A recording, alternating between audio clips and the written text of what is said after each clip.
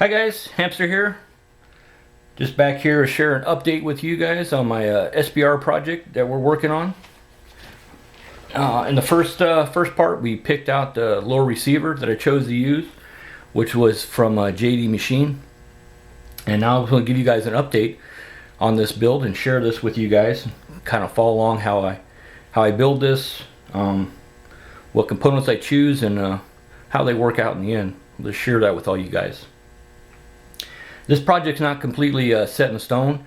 I don't have all the items for this build, so this build's still kind of evolving. So any advice or input you guys have, will be appreciated. But I'd like to share this build with you, and you can see how this turns out in the end.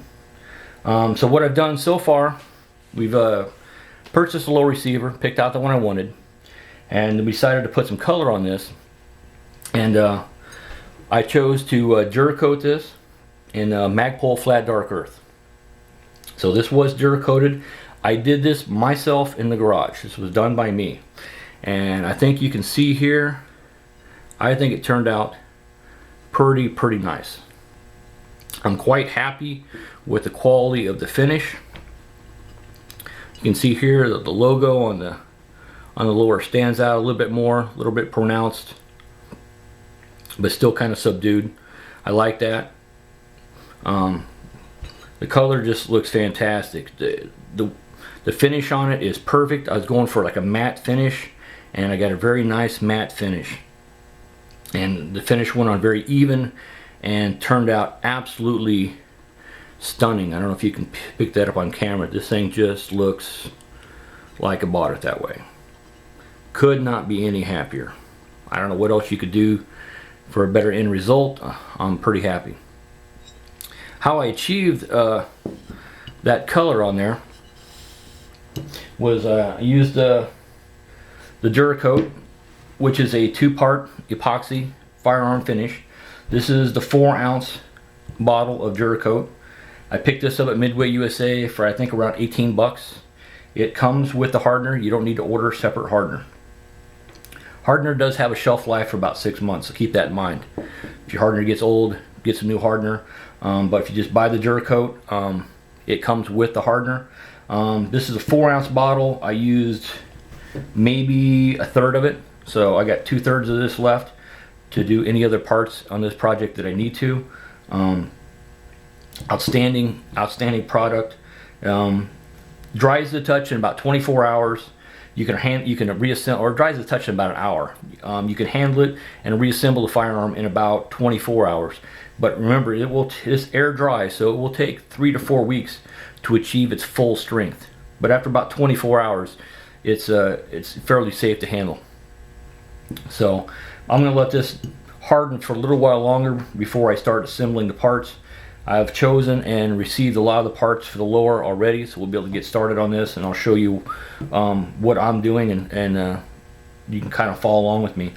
To achieve the flat finish on the DuraCoat can either be kind of satin, semi-gloss, or flat, depending on the ratio of paint to hardener.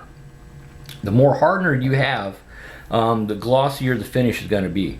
So if you want a flatter finish, you need to use a little less hardener.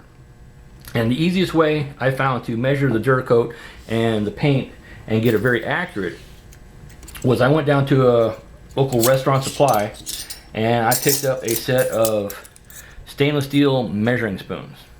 I think I spent all of about $2.50 on these, I think it was, on a set of stainless steel measuring spoons. But these allow you to measure out the DuraCoat and the hardener and be extremely precise.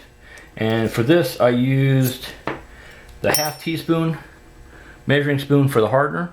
I used a 1/2 teaspoon of hardener to 2 tablespoons of DuraCoat. And that gives you a perfect 12-to-1 ratio. The DuraCoat is ideally ratioed between 8-to-1 to 12-to-1. So the 12-to-1 is going to give you the flatter finish. The less amount of shine and sheen is going to give you a very matte, very flat finish if you do the 12-to-1. So the measuring spoons, you can pick these up anywhere. They're relatively inexpensive. I got the stainless steel ones. I think it was a great investment for less than $3. I'll have these for a long time. They're easy to clean, they're easy to work with. To apply the DuraCoat, I chose to step up a little bit in equipment. So I went out and I purchased myself an airbrush.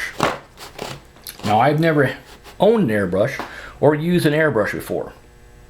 So I tried to figure out what's the easiest airbrush for a beginner. And the double action internal mix was extremely user friendly. Very easy to set up, very easy to get going. And I gotta say, the airbrush allows you an unbelievable amount of control on the volume of spray.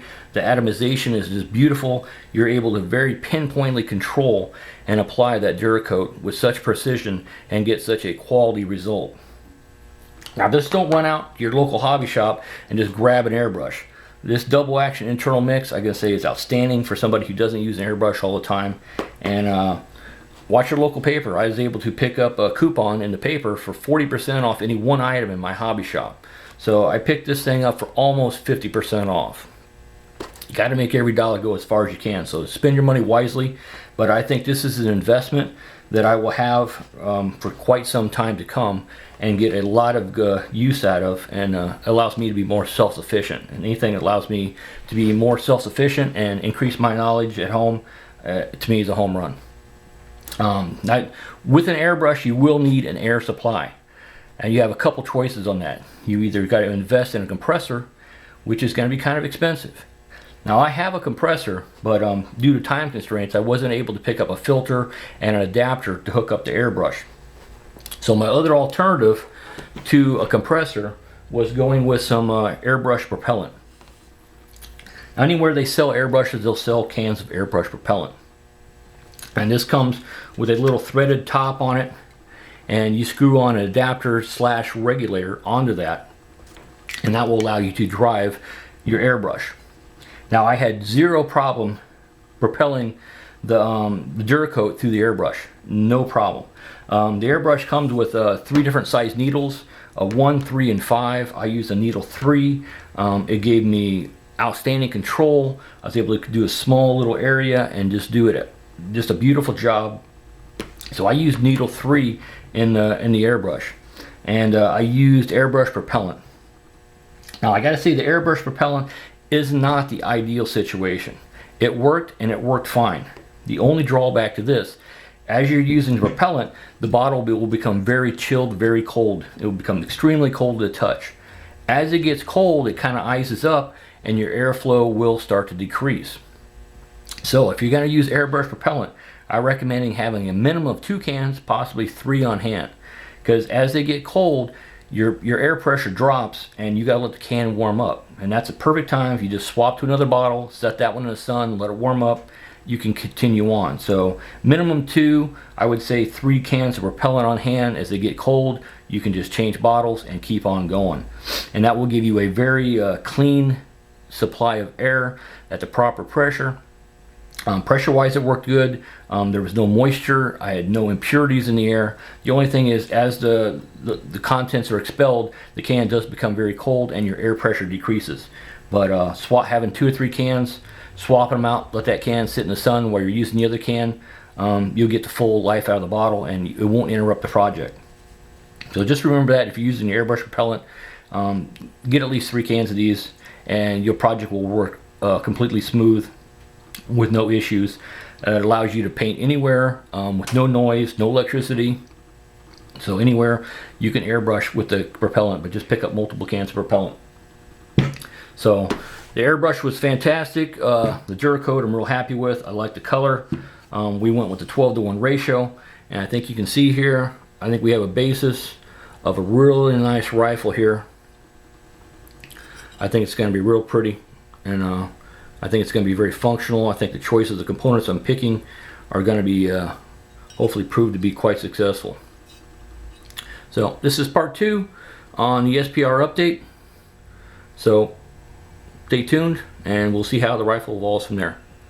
Thanks for watching.